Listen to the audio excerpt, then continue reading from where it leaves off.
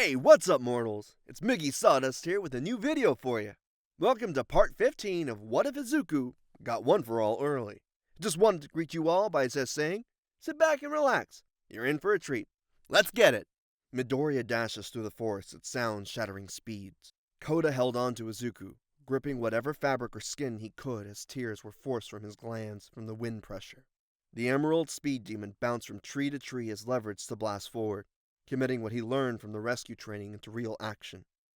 Are you holding up all right, Koda? The child clenched every muscle in his being, committing every ounce of power in his body to gripping strength, holding on to dear life. I'm fine. Suddenly, a shadow-cloaked hand pierced through the trees, attempting to grab at Midoriya. Izuku barely reacted fast enough, and leaped over the thick tree leaves to evade the ambush. From the darkness within the woods, there was an even deeper abyss dwelling inside, equipped with a body. A deep growl rumbled some crows from the trees as Izuku was still staring down from above. The same shadow hand exposed itself, and at the base of the arm, Tokoyami's beak could be seen sprouting out from dark shadow. Is that Tokoyami? Midoriya eventually came to the conclusion that the edgy bird boy lost control of his quirk. He needed light to counteract this attack from a fellow student. Get away, Midoriya! As Izuku began descending, on his way down he noticed Shoji. He landed roughly, landing on tree stems on the way down. When he approached the ground, he made sure to fall on his back to protect Koda. He coughed upon landing. The impact was a bit too much. Luckily, Black Whip assisted in softening the blow. Midoriya stood up slowly. Koda was doing just fine. When he regained himself, he approached Shoji.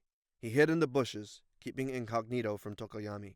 Midoriya, what are you doing here? Shoji notices Koda in Midoriya's arms, followed by his wounds.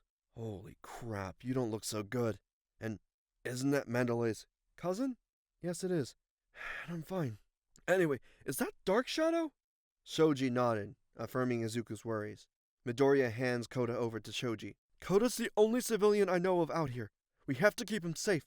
Look, I'm gonna guide Dark Shadow over to the fire. That should weaken him enough for Tokoyami to be able to retake himself. Dark Shadow starts moving towards them as the trees are getting knocked down. Go, now! Keep him safe! Koda looked towards his hero while encapsulated in Shoji's Dupla arms. You'll be okay, right? Don't worry about me. Everything's gonna be fine. Midoriya thought back to All Might, and what example he set for Izuku just before he died. A smile formed on the young pillar's face. Because I'm here to keep everyone safe. Good luck, Midoriya. Shoji rushed away to take the child to safety, thinking back just now and noticed how much like All Might Izuku sounded. Midoriya stood his ground before the abyssal body before him. He stood before Dark Shadow, waiting for the chase to commence. Dark Shadow broke down the tree right in front of Izuku when suddenly a giant explosion went off. Dark Shadow turns towards the echoes of the bombastic noise, rushing towards it. What was that? I don't have time to think about it. I have to go take care of Dark Shadow. Izuku rushed through the trees. What followed was a cluster of darkness knocking down trees as it chased after the young pillar. Meanwhile, Todoroki struggled to stand back up from this ongoing battle. He glanced over at Sero and the Class B student. The strength of the explosion took both of them down. Sero, are you okay? Todoroki gazed past his iceberg. Moonfish was caught in the middle. He mumbled the word flesh over and over, even at the brink of consciousness. At least he's taken care of.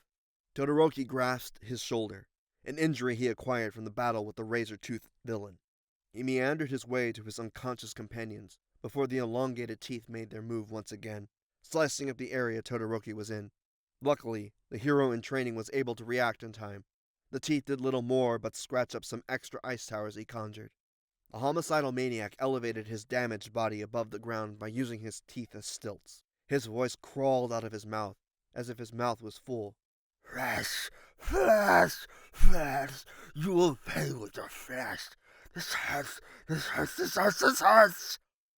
His teeth stomped on the ground like a toddler throwing a fit. He complained and whined about the pain of his injuries like a child. His head snapped into many different directions, his neck crackling with each change in direction. He kept repeating himself before his head snapped back toward the direction of the hero. Suddenly, the spastic nature of the villain ground to a halt. All of his noises and movements paused for a while before speaking again in an ominous tone. Die! Todoroki couldn't help but watch in horror of this psychopath, as he mumbled on and on about flesh. Suddenly more teeth went to slash at the ice towers that were barricading Todoroki and the unconscious students. The noise of razor-sharp fangs grinding against ice was enough to make the young student cringe under his teeth. He couldn't do anything in this situation except constantly reinforce the ice. He couldn't use his fire quirk either, or else the towers would give way easily. This turned into a battle of endurance, and Todoroki was on the losing end. That's when the explosion occurred. Bakugo's explosion sent Moonfish flying into a few trees. The explosive teen put on a maniacal smile at the freak before him. Miniature combustion set off in the palm of the young man's hands. He planted his fists together, putting off a threatening stance. This freak giving you trouble, icy hot! Katsuki Bakugo. It was a sight to behold. To see Bakugo take that guy down with little effort wasn't anything but grandiose. However, the sigh of relief was short-lived. Even an impact shot like that wasn't enough to keep Moonfish at bay for long. His mouth jolted his body as the teeth sprung out to attack Katsuki. However, Bakugo's finesse was a bit faster than his sneak attack. He launched himself upward, using his explosions as vantage points, bouncing with each blast.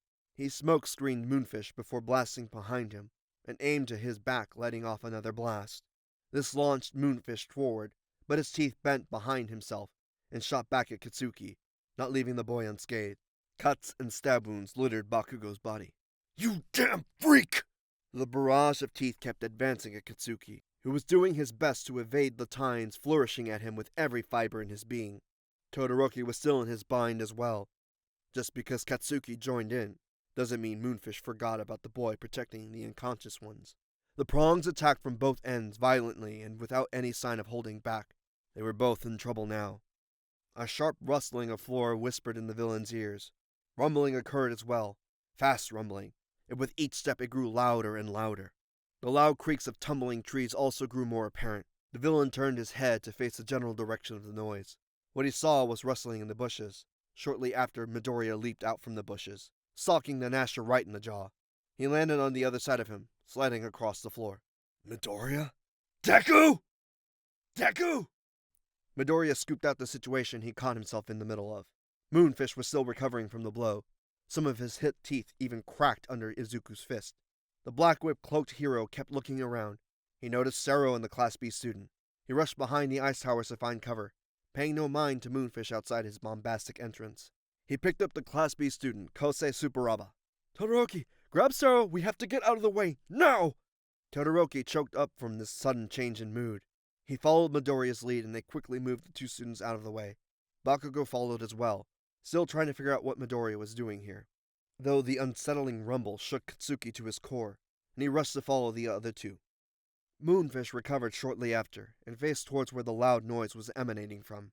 Todoroki, after gaining some distance from the freak, finally mustered back some common sense and began to ask questions. What is going on, Midoriya? You'll see. Dark Shadow then burst onto the scene, grabbing Moonfish with its giant hand.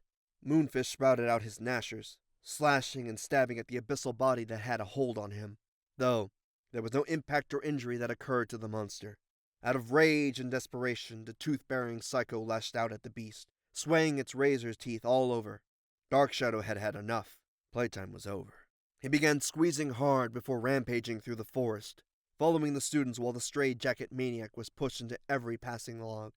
His body was forced through them before he inevitably degraded into a barely living thick paste. Once the villain was taken care of, Izuku shouted, "No!" Todoroki unleashed his fire, Katsuki his explosions, and they rushed at Dark Shadow, flooding him with light until eventually Tokoyami re-established his bearings, dropping Moonfish on the ground. Dark Shadow was nothing but a scared little shrivel of the monster he once was. Thank you, friends. Midoriya gives Tokoyami a helping hand. The crow grabbed his hand and pulled himself off the floor. They all collectively glanced at the mess of a villain which sprawled out on the ground. His straitjacket was torn and blood leaked from his mouth. Most of his teeth were completely torn off, while the others were partially snapped off. Bakugo rolled his shoulder before speaking up. So what are we gonna do about him? Izuku faced Katsuki. He began to answer. For now I need you to head back to the camp. You're the strongest combatant I know. I think there's something going on over there. The rest of us will take these two to safety. Bakugo nodded and rushed off towards the camp, using his explosions as propellers. At the main camp building, Shigaraki meandered creepily towards the students. Kaminari, Mina, Shinso, Monoma, Kirishima, and Sato were the ones present. Monoma fell to his knees. Sensei? Monoma was internally defeated. He couldn't wrap his head around the current situation before him. His teacher had died before his eyes, and his killer seemed too strong to reach. This was an adversity the students likely couldn't survive from. Despite the odds, Shinso was the first to make a move. Hey, you're Shigaraki, right? Why are you here exactly? Can't believe you haven't heard of me. Well, suppose it doesn't matter now. You're going... Shigaraki cut himself short. His mind began to phase into static before he stopped moving altogether. Any motor function that worked before had grinded to a halt. Go away. Shigaraki turned around and started walking in the opposite direction. Shinso turns to the rest of the students, touching Monoma's shoulder, grabbing onto it lightly.